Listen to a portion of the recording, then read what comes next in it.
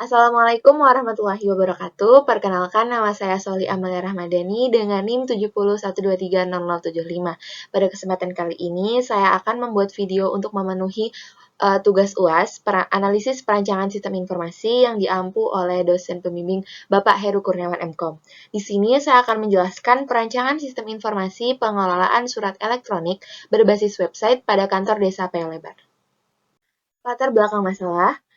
Pertama yaitu adalah kemajuan teknologi informasi di era revolusi industri 4.0 mendorong efisiensi administrasi melalui penerapan sistem digital. Namun masih banyak desa seperti kantor desa Payalebar di Kabupaten Sarolangun yang mengelola surat secara manual, mengakibatkan keterlambatan, kehilangan data, dan rendahnya kualitas pelayanan.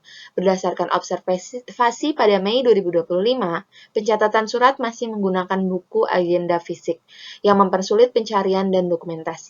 Solusi yang relevan adalah penerapan sistem informasi pengelolaan surat elektronik berbasis website yang memungkinkan pengelolaan surat secara terpusat, cepat, akurat, serta sesuai dengan regulasi resmi. Nah, studi kasusnya kita ambil di kantor desa Payalebar. Kantor desa Payalebar masih menggunakan sistem pencatatan surat konvensional dengan buku agenda fisik. Hal ini menyebabkan, yang pertama itu adalah pencarian surat memakan waktu 10-15 menit per dokumen.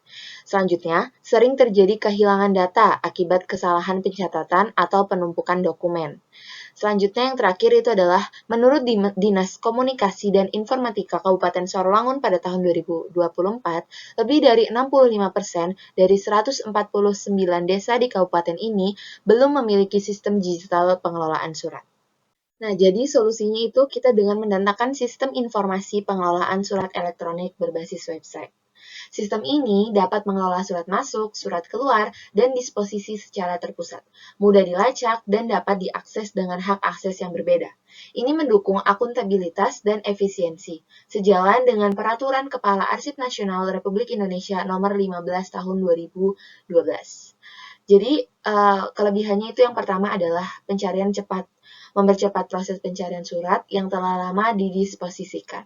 Yang kedua itu adalah efisiensi dalam administrasi, meningkatkan produktivitas dan akuntabilitas pelayanan publik. Dan yang terakhir itu adalah menjaga keamanan data, mengurangi resiko kehilangan atau rusaknya dokumen fisik.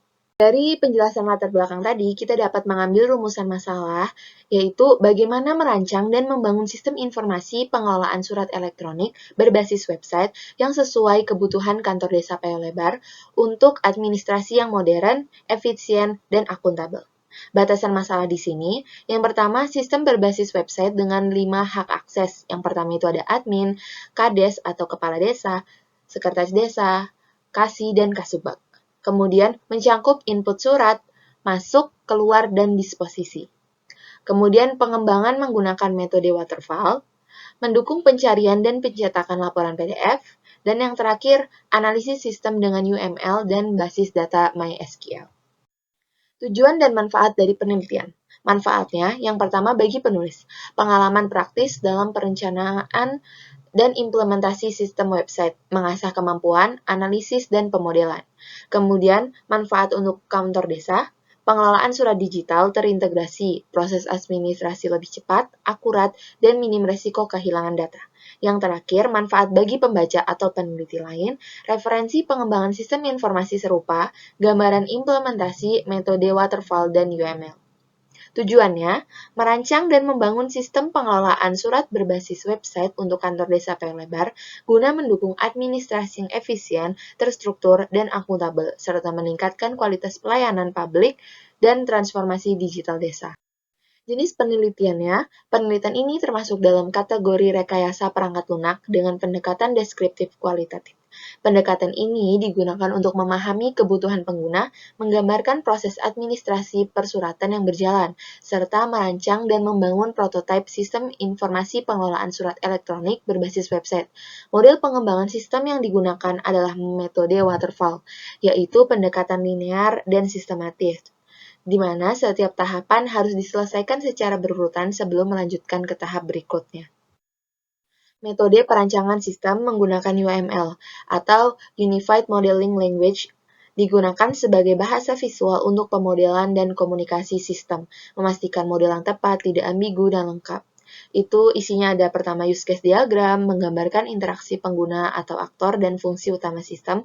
Kemudian ada activity diagram, memodelkan alur kerja atau workflow dari use case secara gratis. Kemudian ada class diagram, menunjukkan struktur data dan hubungan antar objek dalam sistem. Kemudian yang terakhir itu ada sequence diagram, menggambarkan interaksi antar objek berdasarkan urutan waktu. Metode pengumpulan datanya kita menggunakan 3. Yang pertama itu ada observasi. Peneliti melakukan pengamatan langsung terhadap proses administrasi surat masuk dan keluar surat di kantor desa Payolebar. Observasi ini bertujuan untuk memahami alur kerja aktual dan mengidentifikasi kendala yang terjadi dalam pengelolaan surat secara manual. Yang selanjutnya itu ada wawancara. Wawancara dilakukan sekretaris desa dan staf pelayanan administrasi untuk menggali informasi mengenai alur surat menyurat, serta dokumen yang dikelola serta kebutuhan akan sistem digital. Yang terakhir itu adalah pengumpulan data studi pustaka, di mana peneliti mengkaji literatur dari buku, jurnal, dan laporan penelitian terdahulu terkait sistem informasi, pengelolaan arsip elektronik, dan implementasi teknologi dalam pemerintahan desa. Metode pengembangan yang digunakan itu adalah waterfall. Metode waterfall adalah pendekatan sekuensial dan struktural di mana setiap tahapan harus diselesaikan sebelum melanjutkan ke tahapan berikutnya.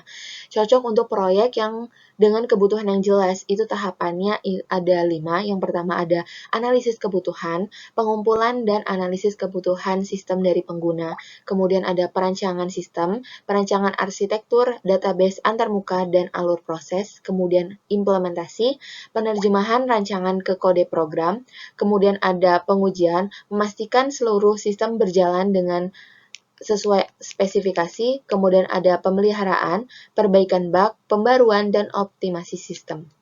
Baiklah, mungkin hanya itu materi yang dapat saya sampaikan. Mohon maaf apabila ada salah kata maupun perbuatan. Saya akhiri. Wassalamualaikum warahmatullahi wabarakatuh.